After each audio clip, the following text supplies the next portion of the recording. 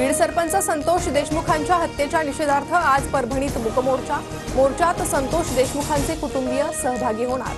मनोज जरांगे, सुरेश धस, बजरंग सोनवणेही उपस्थित राहणार।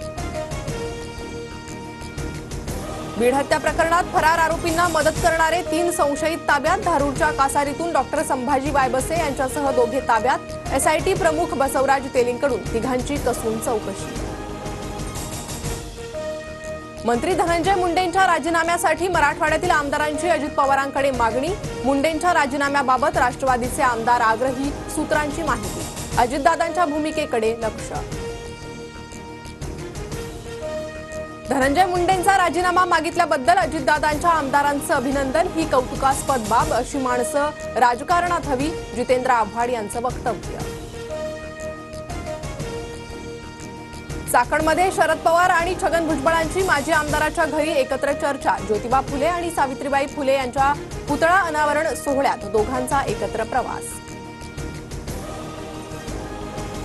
शरद पवारांचा संदेश छगन भुजबळांनी गुपचूप वाचला। पाणी डोक्यावरून गेल्यावर आवाज उठवावा लागतो। चाकणमधील कार्यक्रमात भुजबळांचा शायरीतून सूचक इशारा।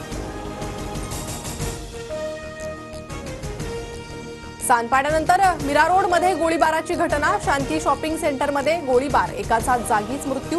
गोळीबारानंतर हल्लेखोर फरार। नयानगर पोलिसांकडून तपास सुरू। मुंबईत उद्या तिन्ही रेल्वे मार्गावर मेगा ब्लॉक। मध्य रेल्वेवर माटुंगा ते मुलुंड आणि पश्चिम रेल्वेवर चर्चगेट ते मुंबई सेंट्रल आणि हार्बरवर पनवेल वाशी दरम्यान मेगा ब्लॉक।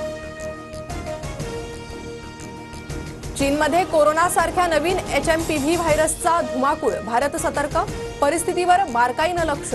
चीनमधल्या रुग्णांमध्ये लहान मुलं, वृद्धांची जास्त संख्या। भारताच्या पहिल्या डावातील 185 धावांच्या प्रत्युत्तरात कांगारूंच्या 101 धावांवर 5 विकेट।